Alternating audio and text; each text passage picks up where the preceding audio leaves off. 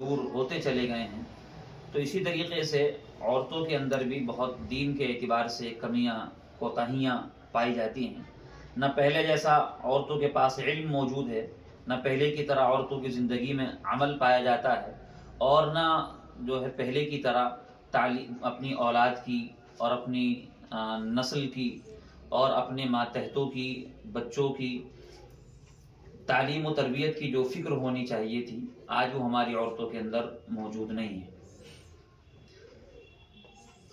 حضرات علماء نے لکھا ہے کہ جس دین پر ہم عمل کرتے ہیں اور ہماری جو شریعت ہے، اس کا ایک بہت بڑا حصہ، بلکہ بعض علماء کے بیان کے مطابق اس کا نصف حصہ یہ عورتوں کے واسطے سے امت کو پہنچا ہے۔ حضرت عائشہ رضی اللہ تعالی عنہ ایک عورت ہیں، لیکن تمام صحابہ کرام میں ان کو اللہ تعالیٰ نے جو مقام بلند عطا کیا ہے اور اللہ تعالیٰ نے ان کو جو مرتبہ اور فضیلت عطا فرمائی ہے، وہ بہت سے مردوں کو بھی حاصل نہیں۔ حضرت عائشہ رضی اللہ تعالی عنہ نے دین کا اور احادیث کا اور قرآن کریم کا بہت بڑا حصہ جو ہے امت کو پہنچایا ہے۔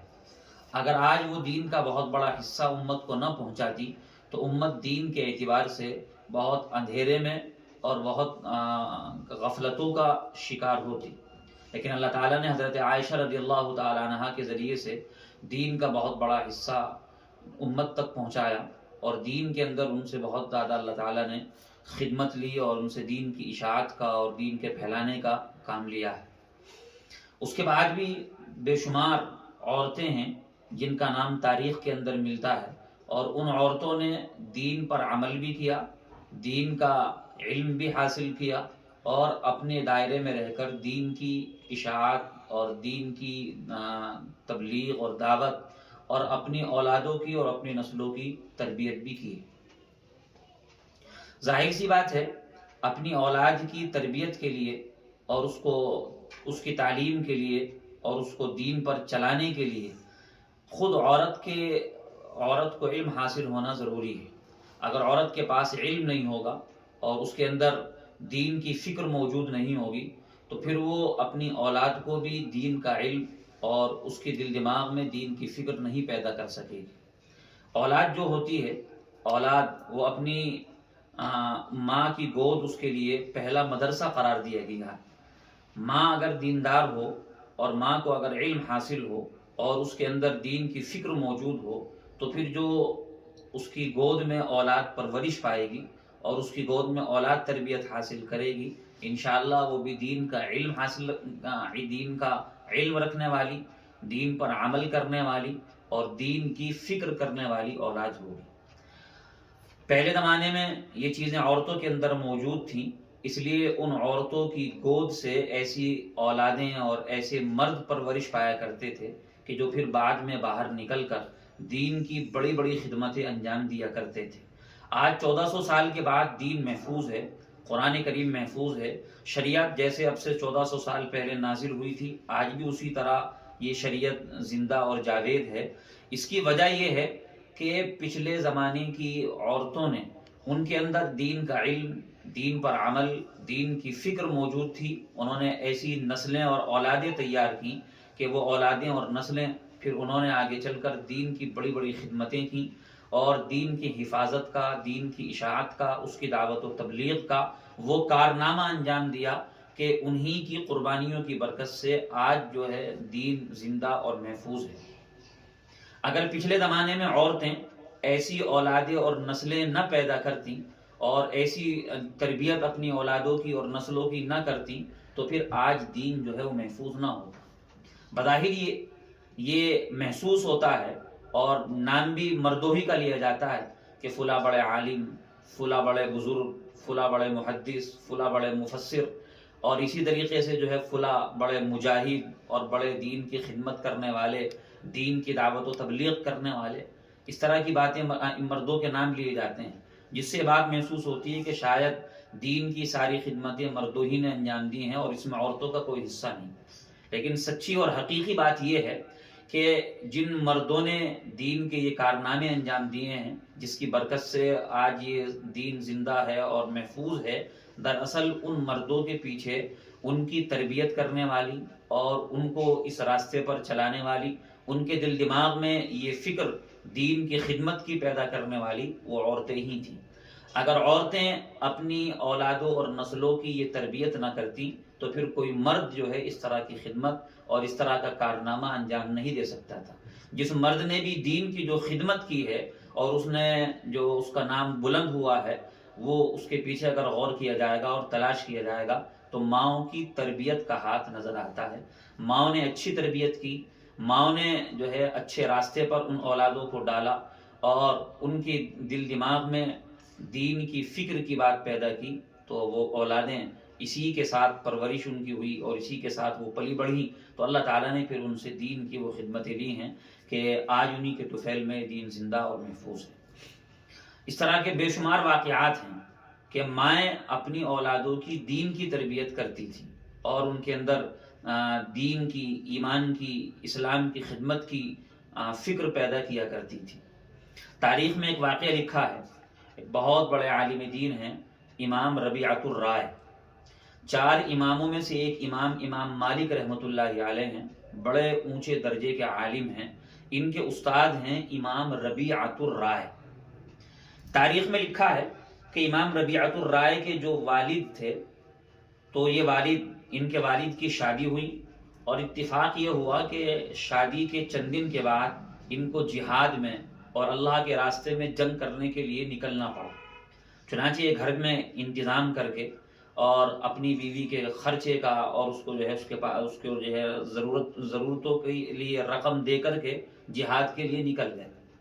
اتفاق یہ ہوا کہ جب یہ جہاد کے لیے نکلے تو وہ جہاد لمبا ہوتا چلا گیا، جنگ لمبی ہوتی چلی گئی اور ایک جنگ کے بعد دوسری جنگ کی نوبت پیش آ گئی، دوسری جنگ سے فارغ ہوئے تیسری جنگ کی نوبت پیش آ گئی، اور آپ اندازہ لگائیں کہ کوئی مہینہ، 2 مہینہ، 4 مہینہ، 6 مہینہ یا سال بھر کی بات نہیں، امام ربیعۃ الرائے کے والد جب جنگ اور جہاد کے لیے نکلے ہیں تو پھر 25 سال گزر گئے، ان کو گھر آنے کا موقع نہیں ملا۔ 25 سال تک مسلسل وہ جنگ میں اور جہاد میں لگے رہے۔ 25 سال کے بعد پھر فراغت ہوئی، گھر جانے کی بات سامنے آئی تو 25 سال بعد گھر لوٹ کر آئے۔ جب گھر لوٹ کر آئے، مکان کا دروازے پر پہنچے، دروازہ کھٹکھٹایا تو اندر سے ایک نوجوان نکل کر باہر آیا۔ اب یہ جب اپنے گھر میں انہوں نے ایک نوجوان اجنبی کو باہر نکلتے ہوئے دیکھا اور دیکھا کہ اسی نے دروازہ کھولا ہے، ان کا ماتھا ٹھنک گیا، ماتھے پر شکن پڑ گئی۔ اس سے پوچھا، تم کون، یہاں کیا کر رہے ہو، میرے مکان میں تمہارا کیا کام ہے؟ ذرا زور سے بولنے لگے، ڈانٹنے لگے کہ ایک اجنبی آدمی میرے گھر سے نکل کر آ رہا ہے۔ طرح طرح کے وساوس پیدا ہوئے۔ وہ نوجوان، اس نے بھی اس شخص کو پہلی مرتبہ دیکھا تھا اور اس کی بھی پہلی دفعہ ملاقات ہوئی تھی، اس کو بھی بہت عجیب سا لگا، اس نے بھی زور زور سے بولنا شروع کیا، دونوں میں تو میں ہونے لگی، لڑائی جھگڑا تنازع پیش آ گیا۔ اسی درمیان میں آوازیں اندر تک پہنچی تو اندر سے عورت نکل کر آئی۔ اس نے دیکھا کہ ان دونوں لوگوں میں جھگڑا ہو رہا ہے۔ وہ پہچان گئی کہ یہ جو دروازہ کھٹکھٹانے والے اور آنے والے شخص ہیں، یہ میرے شوہر ہیں جو 25 سال بعد لوٹ کر آئے۔ تو اس نے جو ہے اپنے شوہر کو خاموش کیا اور کہا کہ آپ جو ہے وہ پریشان نہ ہوں، یہ جو لڑکا ہے جس نے دروازہ کھولا ہے یہ کوئی غیر شخص نہیں ہے، یہ آپ ہی کی اولاد ہے، اور آپ جس وقت یہاں سے گئے تھے تو اس وقت جو ہے میں امید سے تھی، اللہ تعالیٰ نے یہ بیٹا عطا فرمایا ہے اور آج یہ 25 سال کا جو ہے ہو چکا ہے، یہ کوئی غیر اور اجنبی نہیں ہے، نہ میں نے نعوذ باللہ جو ہے کسی قسم کی کوئی خیانت کی ہے، یہ آپ ہی کا بیٹا اور آپ ہی کی اولاد ہے، اور آپ جو ہے اس سلسلے میں کسی وسوسے کا شکار نہ ہو۔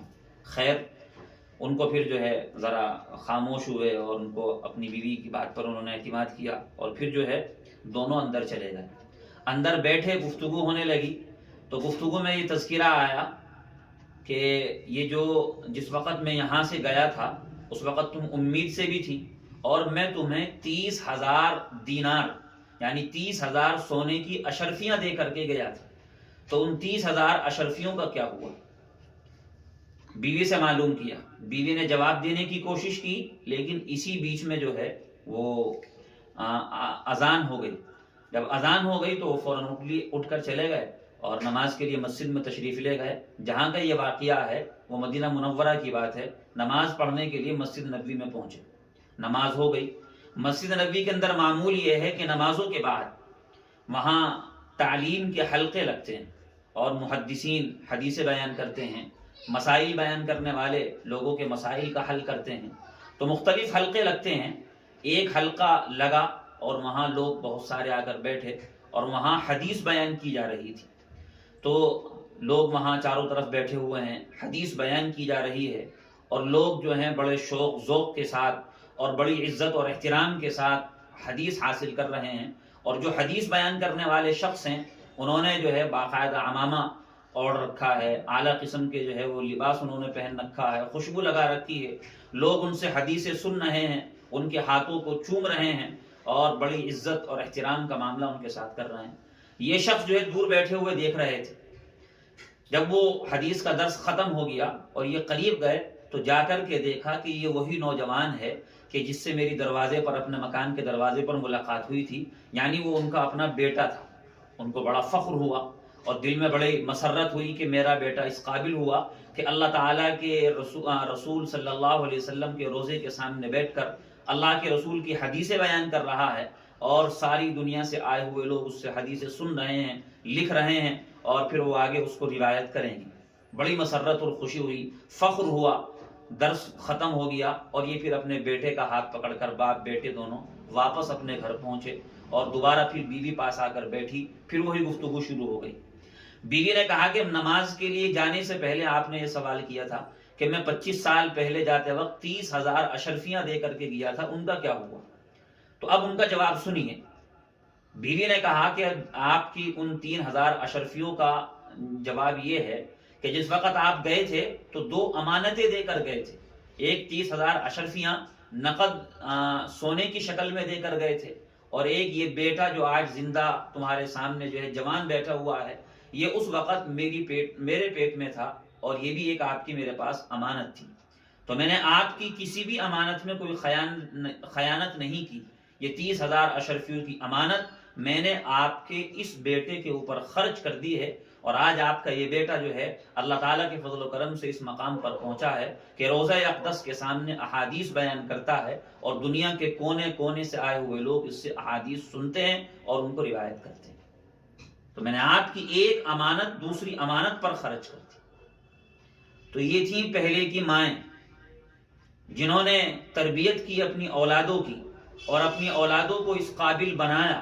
باپ تو جنگ میں اور جہاد میں نکل گیا، 25 سال کا عرصہ گزر گیا، اس کو گھر واپس آنے کی نوبت نہیں آئی، لیکن ماں نے اپنی ذمہ داری سمجھتے ہوئے کہ میرا کام اپنی اولاد کی تربیت کرنا ہے، اپنی اولاد کی وہ تربیت کی کہ وہ جو ہے روضہ اقدس کے سامنے بیٹھ کر احادیث بیان کرنے والا شخص بنا، عالم بنا، اور پھر دنیا نے اس کو ربیعۃ الرائے کے نام سے جانا، اور پھر جو ہے ان ربیعۃ الرائے نے وہ دین کی اشاعت و خدمت کی کہ ان کے شاگردوں میں ایسے ایسے علماء پیدا ہوئے کہ آج تک ان کا نام زندہ ہے، اور اگر عالم اسباب میں وہ علماء نہ پیدا ہوتے تو آج ہمیں دین کی روشنی حاصل نہیں ہوتی۔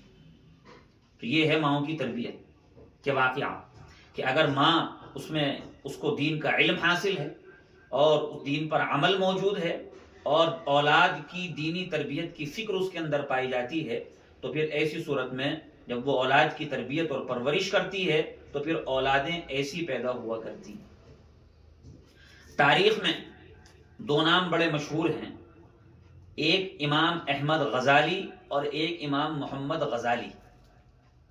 احمد غزالی اور محمد غزالی دونوں بھائی ہیں اور بڑے علماء میں ان کا شمار ہوتا ہے، بڑے ان کی کتابیں ہیں، آج دنیا ان کی کتابوں سے فیض اٹھا رہی ہے۔ تو یہ امام محمد اور امام احمد دونوں بھائی تھے۔ امام محمد غزالی یہ پڑھنے پڑھانے والے عالم دین تھے، کتابیں لکھتے تھے، بیانات کیا کرتے تھے، لوگوں کو مسائل حل کیا کرتے تھے، اور جو ہے پڑھنے پڑھانے کا ان کا مشغلہ تھا۔ ان کے دوسرے بھائی محمد غزالی وہ بھی اپنے وقت کے بڑے عالم تھے، مگر ان کا پڑھنے پڑھانے کا مشغلہ نہیں تھا، وہ بزرگ قسم کے آدمی تھے، اللہ والے تھے، ذکر و اذکار کیا کرتے تھے، لوگوں کو بیعت کرتے تھے، مرید کرتے تھے، لوگوں کی اصلاح کیا کرتے تھے، بزرگ قسم کے آدمی تھے۔ تو ایک بھائی بڑے عالم دین ہیں، کتابیں لکھتے تھے، مسائل بیان کرتے تھے، دوسرے بھائی وہ بھی عالم ہیں مگر پڑھنے پڑھانے کے مشغلے کے بجائے لوگوں کی اصلاح، لوگوں کی تربیت اور لوگوں کو جو ہے وہ ان کو مرید کر کے ان کی تربیت کرنا یہ ان کا کام تھا۔ ایک دفعہ ایسا ہوا کہ امام محمد غزالی جو کتابیں لکھنے والے، مسائل بیان کرنے والے عالم تھے، نماز پڑھا رہے تھے، اور جو دوسرے بھائی تھے محمد غزالی بزرگ قسم کے آدمی، ان کے پیچھے نماز پڑھ رہے تھے۔ امام محمد غزالی جو عالم تھے وہ نماز پڑھا رہے تھے، نماز پڑھاتے پڑھاتے ان کا ذہن مسائل کی طرف چلا گیا، اور اتفاق سے ان کے دماغ میں عورتوں سے متعلق مسائل گشت کرنے لگے، اور عورتوں سے متعلق مسائل گھومنے لگے کہ فلاں یہ مسئلہ ہے، فلاں یہ مسئلہ ہے، عورتوں سے متعلق دین کی فلاں تعلیم یہ ہے، ایسے موقع پر عورتیں یہ کریں، ایسے موقع پر عورتیں یہ کریں، اس طرح کی بات ان کے دماغ میں گردش کرنے لگی۔ دوسرے بھائی محمد غزالی جو پیچھے نماز پڑھ رہے تھے ان کو کشف ہو گیا، اللہ تعالیٰ نے ان کے دل پر یہ بات کھول دی کہ میرا بھائی اس وقت جو ہے عورتوں کے مسائل سوچ رہا ہے اور عورتوں کے مسائل کے بارے میں غور و فکر کر رہا ہے۔ تو پیچھے کھڑے ہوئے محمد غزالی کے دل پر جب یہ بات کھلی تو ان کو ذرا جو ہے اپنی نماز کے سلسلے میں یہ ہوا کہ نماز امام کے پیچھے پڑھ رہا ہوں اور امام کا دھیان اللہ کے بجائے جو ہے مسائل سوچنے کی طرف چلا گیا ہے، تو ذرا ان کو اپنی نماز میں کچھ کمی سی محسوس ہوئی کہ نماز صحیح نہیں ہو رہی۔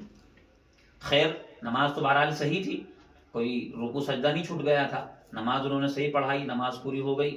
جب نماز پوری ہو گئی تو امام محمد غزالی جو پیچھے نماز پڑھ رہے تھے، احمد غزالی، انہوں نے اپنے بھائی کو ٹوکنے کے بجائے فوراً اپنے بھائی کا ہاتھ پکڑ کر اپنی ماں کے پاس لے گئے، والدہ کے پاس پہنچے اور جا کر کے کہا کہ اماں جان، یہ میرا بھائی ہے محمد، یہ جو ہے نماز پڑھا رہا تھا اور نماز پڑھتے پڑھتے یہ عورتوں کے مسائل میں پہنچ گیا اور ان کے مسائل سوچنے لگا، جس کی وجہ سے مجھے اپنی نماز کے اندر شک پیدا ہو گیا اور اس نے جو ہے میری نماز خراب کر دی۔ تو والدہ کا جواب سنیے۔ والدہ کے یہ دو بیٹے ہیں، ایک محمد غزالی، ایک احمد غزالی، ایک اپنے وقت کا بڑا عالم، ایک اپنے وقت کا بڑا بزرگ۔ والدہ کے سامنے جب یہ مسئلہ پہنچا تو والدہ نے جو جواب دیا وہ جواب اس بات کی نشانی ہے کہ والدہ کو ان دونوں سے زیادہ علم تھا۔ والدہ نے جب یہ شکایت سنی کہ جو چھوٹا بھائی ہے وہ بڑے بھائی کی شکایت کر رہا ہے کہ میرا بھائی نماز میں مسائل سوچ رہا تھا، تو والدہ نے وہ جواب دیا کہ جو جواب آج شاید جو ہے بہت سے اہل علم کو بھی پتہ نہیں ہوتا۔ ماں نے جواب یہ دیا کہ جو نماز پڑھانے والا تمہارا بھائی نماز میں مسائل سوچ رہا تھا، تو نماز میں مسائل سوچنا کوئی غلط چیز نہیں۔ اگر نماز میں قرآن سے دھیان ہٹ کر مسائل کی طرف چلا جاتا ہے، دین کے مسائل کی طرف، چاہے ان کا تعلق مردوں سے ہو چاہے ان کا تعلق عورتوں سے ہو، تو دین کے مسائل کے بارے میں نماز میں خیال کرنا، نماز میں غور و فکر کرنا، نماز میں ان کے بارے میں سوچنا، یہ کوئی بری چیز نہیں ہے، بلکہ شریعت میں اس کی اجازت ہے اور اس کا ثبوت موجود ہے۔ حضرت عمر رضی اللہ تعالی عنہ وہ فرماتے تھے کہ مجھے بعض مرتبہ وقت نہیں ملتا تو میں جو فوج بھیجنا چاہتا ہوں اس فوج کی ترتیب نماز کے اندر بناتا ہوں۔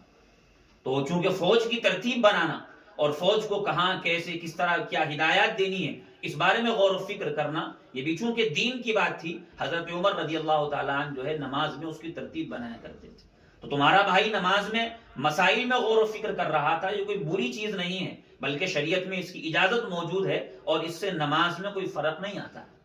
لیکن تم جو نماز میں اس کے بارے میں سوچ رہے تھے کہ یہ خیال کر رہا ہے، یہ ایسے کر رہا ہے، اور اس کا دھیان جو ہے نماز کی طرف نہیں بلکہ مسائل کی طرف چلا گیا ہے، تمہارا یہ سوچنا اس کا مطلب یہ ہے کہ تم اپنے بھائی کے عیب تلاش کر رہے تھے، تم اپنے بھائی کی کمیاں اور کوتاہی تلاش کر رہے تھے۔ تمہارا بھائی دین کے مسائل سوچ رہا تھا، وہ کوئی غلط چیز نہیں، لیکن تم اپنے بھائی کے عیب اور کمیاں اور خامیاں ڈھونڈ رہے تھے، سوچ رہے تھے کہ اس کی شکایت کروں گا اور اس کا جا کر جو ہے والدہ کے پاس شکوہ کروں گا۔ تمہارا بھائی غلط نہیں، تم غلط ہو۔ تو آپ ذرا اس واقعے سے اندازہ لگائیے اور اس واقعے سے سوچئے کہ انہوں نے جو والدہ نے کیسا جواب دیا۔ اس بات کی دلیل ہے والدہ کا یہ جواب کہ والدہ کے پاس اپنے دونوں بیٹوں سے زیادہ علم اور عمل موجود تھا، اور اسی علم و عمل کا نتیجہ تھا کہ ان کے بیٹے پھر ایک بڑا عالم بنا، اس نے وہ کتابیں لکھی کہ آج ان کتابوں کو پڑھے بغیر کسی کو دین کی سمجھ حاصل نہیں ہوتی. ان کا بیٹا وہ اپنے وقت کا بزرگ اور ولی بنا کہ ایک بڑی مخلوق نے اس سے ہدایت حاصل کی, اس کے پاس رہ کر تربیت حاصل کی, اور اس کے پاس رہ کر اپنے دین کو اور اپنی آخرت کو درست کیا. تو مائیں اس طریقے سے اپنی اولادوں کی تربیت کیا کرتی تھی. اور اللہ تعالیٰ نے جن مردوں سے بھی کام لیا ہے اور جن مردوں کا نام بھی دنیا کے اندر روشن ہوا ہے, ان کے پیچھے ان کی ماؤں کی تربیت, ماؤں کا علم و عمل اور ماؤں کی دل دماغ میں جو ہے دین کی اور آخرت کی فکر موجود تھی. اس واسطے ایسے ایسے علماء جو ہے پیدا ہوئے اور انہوں نے دین کے وہ کارنامے اور خدمتیں انجام دی. ہمارے مدرسے میں ایک کتاب ہے بدائع الصنائع اس کو کہا جاتا ہے, نام بھی اس کا بڑا مشکل سا ہے, بدائع الصنائع. دین کی مسائل کی بڑی بنیادی کتاب ہے. ایسی کتاب ہے بدائع الصنائع کہ اس کے بغیر کوئی مفتی فتویٰ نہیں دے سکتا. آپ نے سنا ہے فتویٰ ہوتا ہے, دین کا حکم بتلایا جاتا ہے, مسائل پیش آتے ہیں تو مفتیوں کے پاس جاتے ہیں, تو مفتی جو فتوے لکھتے ہیں وہ اس کتاب کو دیکھ کر لکھتے ہیں. پتہ ہے یہ کتاب کیسے وجود میں آئی؟ یہ کتاب ایسے وجود میں آئی کہ اس کتاب سے وجود میں آنے سے پہلے ایک بہت بڑے عالم تھے جن کا نام ہے علامہ سمرقندی رحمۃ اللہ علیہ. اس نام سے وہ مشہور ہیں. انہوں نے ایک مسائل کی کتاب لکھی تھی اور سارے مسائل اس کے اندر لکھے. بڑی عمدہ اور اچھی کتاب تھی. تو انہوں نے جو وہ کتاب جب لکھی تو کتاب لکھ کر جو ہے وہ تیار کر دی.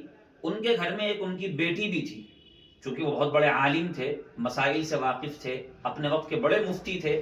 تو ان کی بیٹی بھی ان کے پاس پڑھتی تھی. اپنے والد سے اس نے علم حاصل کیا, اپنے والد سے اس نے قرآن و حدیث پڑھا, اپنے والد کے پاس رہ کر اس نے جو ہے وہ تربیت حاصل کی, اور اللہ نے اسے مسائل کے اندر لڑکی کو بڑی مہارت دے دی.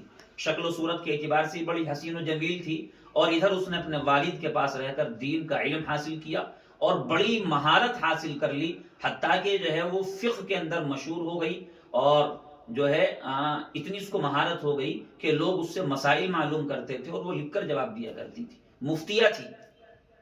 اب چونکہ بہرحال اس کے پاس علم بھی موجود, عمل بھی موجود, اتنے بڑے عالم باپ کی بیٹی, اور اللہ تعالیٰ نے اس کو حسن و جمال بھی عطا فرمایا تھا. اب اس کے رشتے آنے جب شروع ہوئے تو بڑے اونچی اونچی جگہ سے رشتے آتے تھے, شہزادوں تک کے اور مالداروں کے اس کے یہاں رشتے آیا کرتے تھے.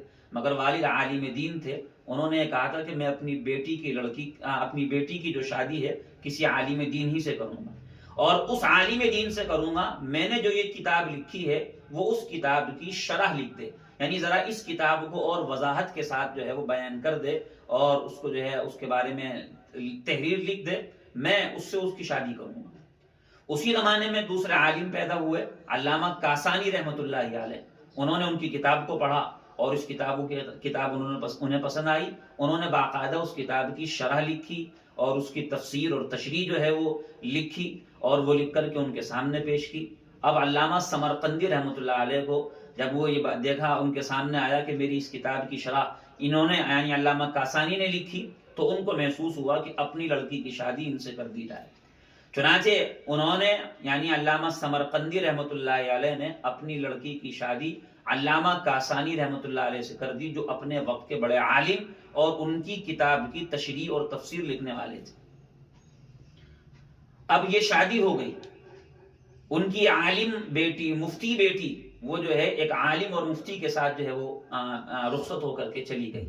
تاریخ میں لکھا ہے کہ اب اس کے بعد یہ صورتحال ہوئی جب کوئی فتویٰ علامہ سمرقندی رحمۃ اللہ علیہ کے گھر سے یا علامہ کاسانی رحمۃ اللہ علیہ کے گھر سے جاری ہوا کرتا تھا, اور کوئی فتویٰ دیا جاتا تھا تو اس فتوے پر علامہ کاسانی کے اور علامہ سمرقندی کے اور ان کی بیٹی اور علامہ کاسانی کی بیوی جس کا نام فاطمہ تھا اس کے دستخط ہوا کرتے تھے.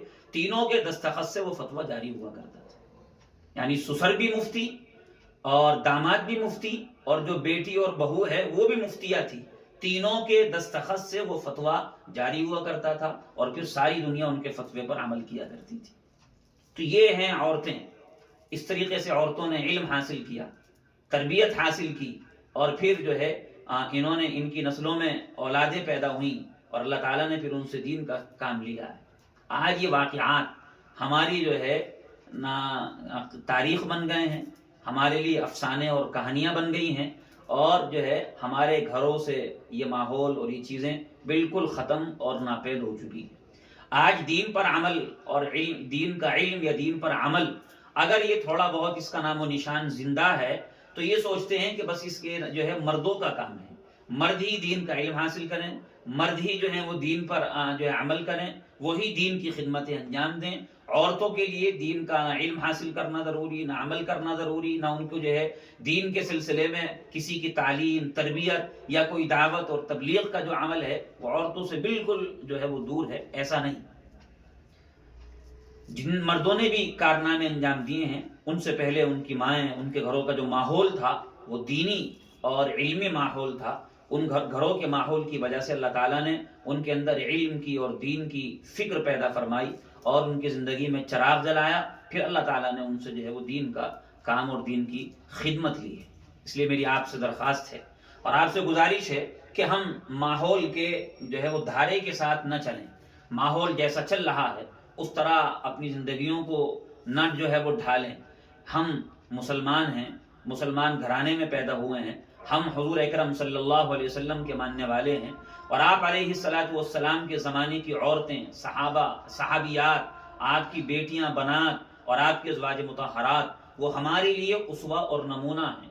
ہم ان کو دیکھیں کہ اللہ کے رسول کی بیویاں کیسے زندگی گزارتی تھی، ان کا کیا جو ہے مشغلے تھے، ان کے کیا اعمال اور کیا فکریں تھیں۔ حضور اکرم علیہ الصلوۃ والسلام کی بیٹیاں، حضور صلی اللہ علیہ وسلم کے صحابہ کرام کے گھروں میں عورتیں، ان کے کیا اعمال، اشغال اور فکریں تھیں، وہ ہمارے لیے جو ہے نمونہ اور آئیڈیل ہونے چاہیے۔ آج افسوس یہ ہے کہ جیسا ہم ٹی ویوں پر، موبائلوں پر، سیریلوں میں، ناٹکوں میں جو کچھ ماحول ہم دیکھتے ہیں اسی کی نقل اتارنے کی کوشش کرتے ہیں۔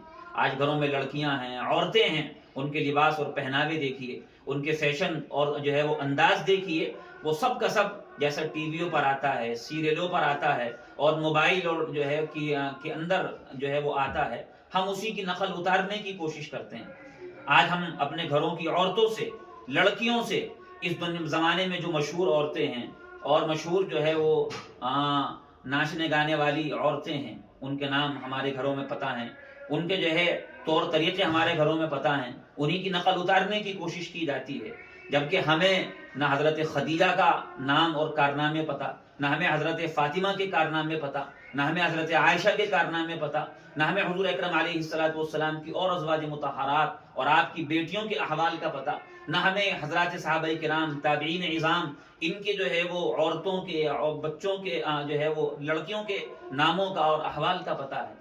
جو ہے ہم جب ان کے ہمیں زندگیاں پتہ نہیں، ان کی سیرتیں پتہ نہیں، تو ہم کیسے ان کے مطابق اپنی زندگی کو ڈھال سکیں گے اور بنا سکیں گے؟ ضرورت ہے اس بات کی کہ ہم حضور اکرم علیہ الصلوۃ والسلام کی بیویاں، بیٹیاں، صحابہ کرام کی بیویاں اور بیٹیاں، ان کے ناموں کو جانیں، ان کے کارناموں کو جانیں، ان کی زندگیوں کو جانیں۔ وہی ہمارے لیے اسوہ اور نمونہ ہیں۔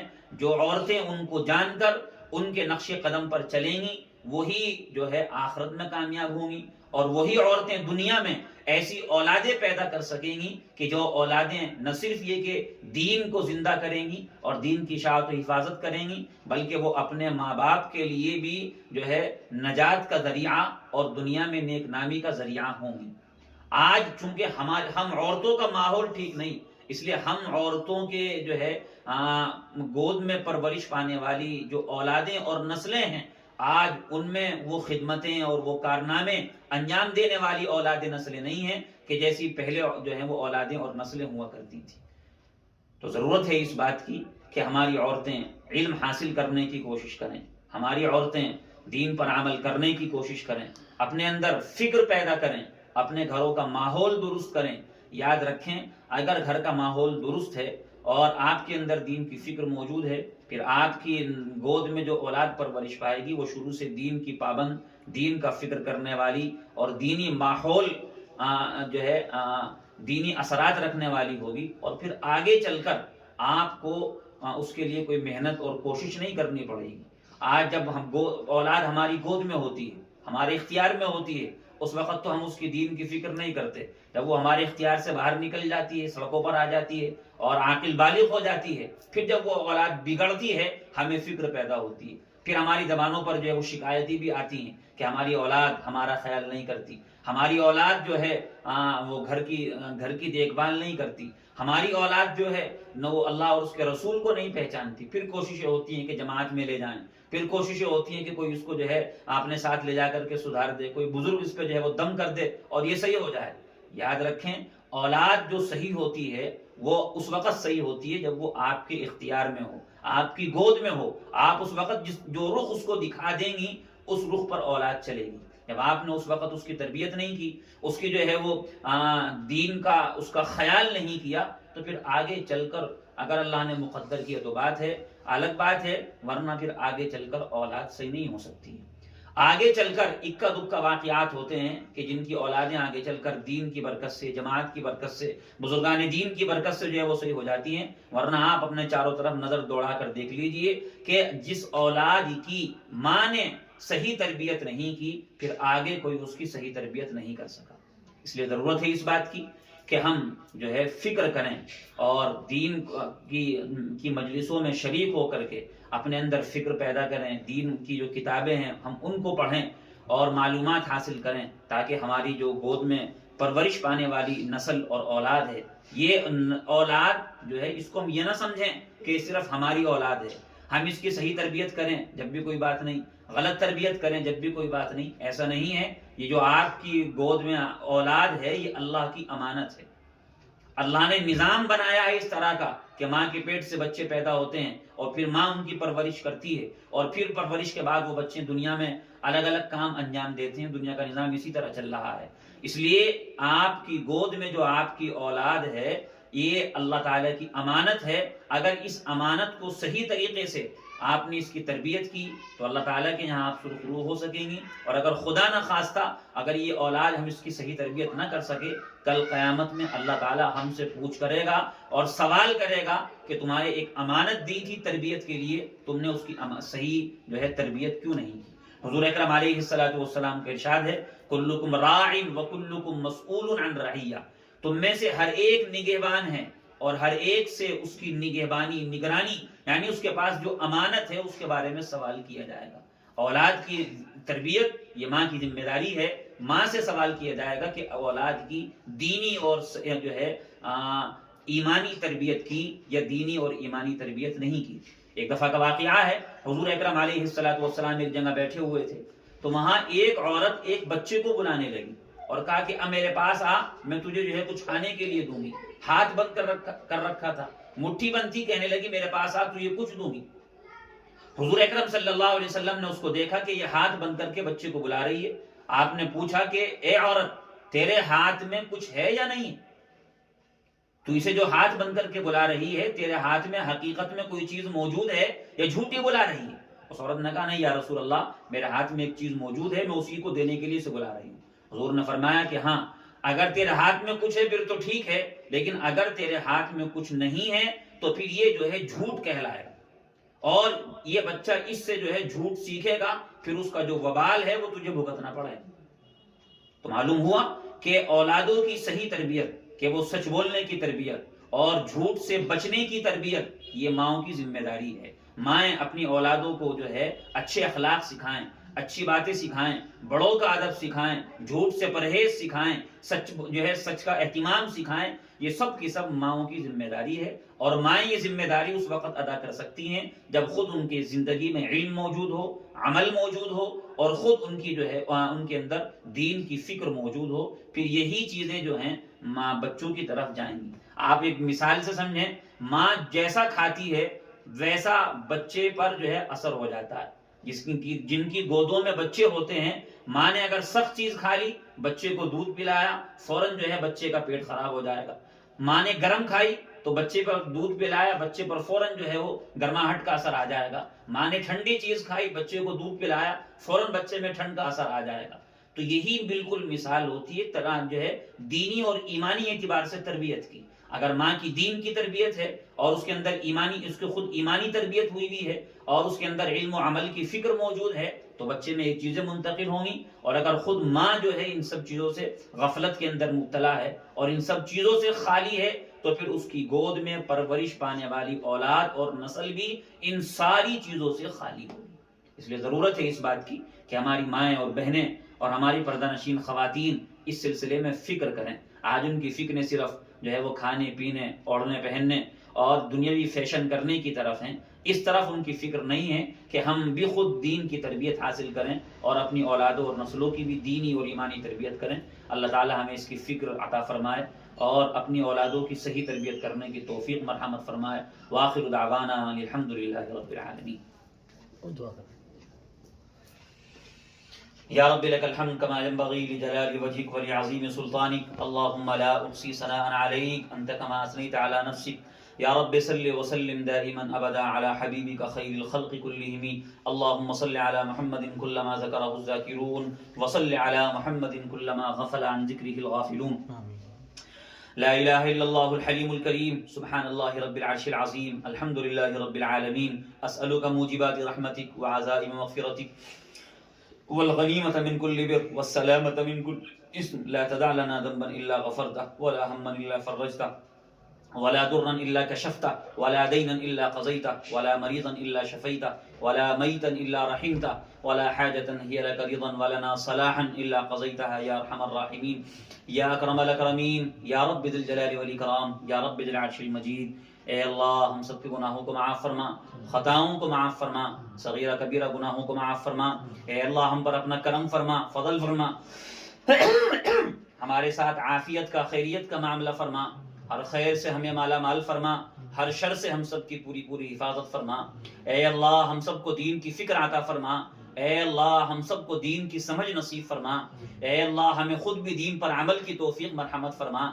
اپنی اولادوں کی اور نسلوں کی بھی دین کی تربیت کی توفیق مرحمت فرما. اے اللہ ہم سب کو سنتوں کی پیروی نصیب فرما. صحابہ کرام کے نقش قدم پر چلنے کی توفیق عنایت فرما.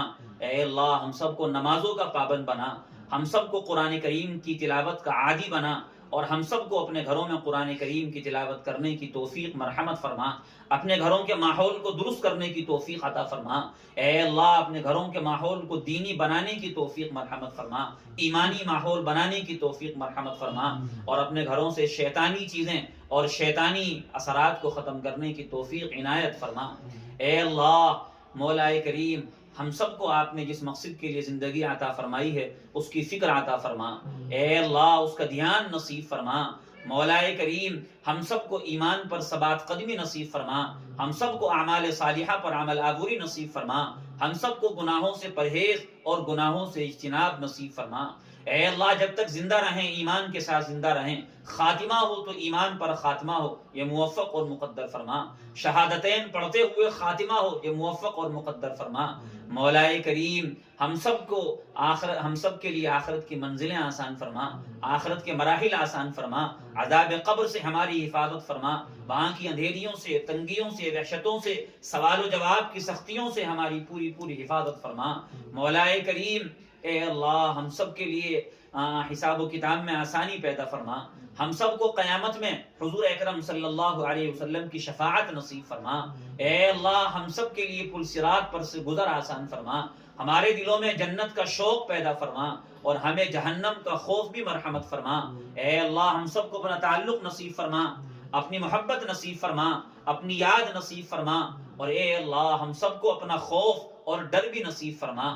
مولا کریم ہم مسلمانوں کی جان و مال کی حفاظت فرما، عزت و آبرو کی حفاظت فرما. ہمارے ایمان، اعمال، قرآن، شریعت کی حفاظت فرما. ہماری املاک، اسباب، جائیدادوں کی، کاروباروں کی حفاظت فرما. مولا کریم ہماری مساجد، مدارس، مراکز، خانقاہوں کی حفاظت فرما. اے اللہ ہمارے قبرستانوں کی حفاظت فرما، ہمارے محلوں کی، شہروں کی، ملکوں کی حفاظت فرما. حرمین شریفین کی حفاظت فرما، بیت المقدس کی حفاظت فرما. اے اللہ بیت المقدس کی حفاظت فرما. اے اللہ بیت المقدس کی حفاظت کے لیے اے اللہ ہمارے فلسطینی بھائی مولا کریم شہادت نوش فرما رہے ہیں، بچے، بوڑھے، جوان اور اے اللہ مرد، عورتیں مولا کریم مریض اور اے اللہ صحت مند سب تیرے راستے میں شہید ہو رہے ہیں. اے اللہ ان کی شہادتوں کو قبول فرما، ان کی قربانیوں کو قبول فرما. اے اللہ وہ پوری امت کی طرف سے فرض کفایہ ادا کر رہے ہیں، اے اللہ پوری امت کی طرف سے ان کو جزائے خیر مرحمت فرما، ان کو ہمت، قوت، طاقت عطا فرما، دلیری، بہادری، شجاعت نصیب فرما۔ اے اللہ دشمنوں کو اے اللہ ان کی تدبیروں میں ناکام فرما، ارادوں میں ناکام فرما۔ اے اللہ ان کو ہر طرح سے اے اللہ پسپا فرما، اے اللہ ان کے اندر بزدلی پیدا فرما، اور اے اللہ مسلمانوں کو ہمت، شجاعت نصیب فرما۔ اے اللہ تو نے اپنے کلام پاک میں اعلان فرمایا ہے کم من فئۃ قلیلۃ غلبت فئۃ کثیرۃ باذن اللہ، کہ آپ نے اپنے حکم سے نہ جانے کتنی چھوٹی جماعتوں کو بڑی جماعتوں پر غلبہ عطا فرمایا، اور اے اللہ فتح عطا فرمائی۔ مولا کریم اس چھوٹے سے ملک کو، اس چھوٹی سی جماعت کو طاقتور دشمن کے مقابلے میں پھر غلبہ عطا فرما۔ اے اللہ انہیں کامیاب فرما، اے اللہ ہر طرح سے ان کی مدد فرما۔ مولا کریم ہم ان کے لیے دعا کے سوا کچھ نہیں کر سکتے، اے اللہ اور آپ سب کچھ کر سکتے ہیں۔ مولا کریم ہماری دعاؤں کے طفیل، اے اللہ ان کی ہر طرح سے نصرت فرما، مدد فرما، حمایت فرما۔ ان کا جو نقصان ہوا ہے مولا کریم اس کی تلافی فرما، اس کی بھرپائی فرما۔ اے اللہ اس کی تلافی اور بھرپائی فرما، اے اللہ اس کی تلافی اور بھرپائی فرما۔ مولا کریم ہمارے بڑوں میں جو جا چکے سب کی مغفرت فرما، درجات بلند فرما، کروٹ کروٹ سکون نصیب فرما، وہاں کی بہاریں عطا فرما۔ اور اے اللہ ہمارے بڑوں میں جو زندہ ہیں، ہمارے اعزہ احباب میں، والدین متعلقین میں، اور اے اللہ بزرگوں اور مشائخ میں، اے اللہ سب کو صحت و قوت عطا فرما، سب کا سایہ ہمارے سروں پر دراز اور تادیر قائم فرما، ہمیں سب کی خدمت گزاری کی توفیق مرحمت فرما، اور اے اللہ ہمیں سب کی قدردانی نصیب فرما۔ مولا کریم ہماری ضرورتیں پوری فرما، حاجتیں پوری فرما، ہمارے مقاصد کی تکمیل فرما۔ اے اللہ جس کے دل میں جو حاجت ہے آپ اس سے بخوبی واقف ہیں، کسی کی حاجت کا آپ کے سامنے نام لینے کی ضرورت نہیں ہے۔ مولا کریم ہر ایک کی حاجتوں کو پورا فرما دے۔ اے اللہ یہاں مرد بھی ہیں، عورتیں بھی ہیں، مولا کریم بڑے بھی ہیں، چھوٹے بھی ہیں، اے اللہ سب کی حاجتوں سے آپ بخوبی واقف ہیں، سب کی حاجتوں کو پورا فرما دے۔ اے اللہ بیماروں کو شفا نصیب فرما، جن بیماروں کی بیماریوں کو ڈاکٹروں نے لا علاج کہہ دیا ہے مولا کریم ایسے بیماروں کو بھی شفا نصیب فرما، مقروضوں کے قرضوں کے سامان فرما، تنگستوں کی تنگستی ختم فرما، محتاجوں کی احتیاج دور فرما، پریشان حالوں کی پریشانیوں کا خاتمہ فرما۔ اے مولا کریم جو بے روزگار ہیں ان کو روزگار مرحمت فرما۔ اے اللہ امت کا بہت بڑا طبقہ روزگار کے حوالے سے پریشان ہے، اے اللہ کاروبار بند ہیں، مولا کریم اپنے فضل و کرم سے حلال و طیب روزی نصیب فرما، بابرکت روزی نصیب فرما۔ اے اللہ جن کے روزگار بند ہیں ان کے روزگار کھول دے، اور جن کے آپ نے روزگار کھولے ہوئے ہیں ان کے روزگاروں میں برکت، بقا، دوام، ترقی نصیب فرما دے۔ مولا کریم بے مکانوں کو مکان عطا فرما، بے اولادوں کو اولاد نصیب فرما، جن کو تو نے اولادیں دی ہوئی ہیں ان کی اولادوں کو ماں باپ کا خدمت گزار بنا، ماں باپ کی آنکھوں کی ٹھنڈک بنا، اور اے اللہ جن کے یہاں نرینہ اولاد نہیں ہیں انہیں نرینہ اولاد بھی عطا فرما۔ مولا کریم جتنے بن بیاہیں ہیں سب کے لیے رشتوں کے انتظام فرما، جن کے رشتے ہو چکے ان کے لیے آگے کے انتظامات اور آگے کے مراحل آسان فرما۔ مولا کریم جو جیلوں میں بند ہیں، مقدمات میں ماخوذ ہیں، ان کو بھی باعزت بری فرما، باعزت اے اللہ ان کو نجات نصیب فرما۔ مولا کریم ہر خیر سے ہم سب کو مالا مال فرما، ہر شر سے ہم سب کی پوری پوری حفاظت فرما۔ تیرے نبی نے جتنی خیریں مانگی ہیں وہ سب نصیب فرما، جن شرور و آفات سے انہوں نے پناہ چاہی ہمیں بھی پناہ عطا فرما، اور ہماری ان دعاؤں کو حضور اکرم صلی اللہ علیہ وسلم کے وسیلے سے بے حد قبول فرما۔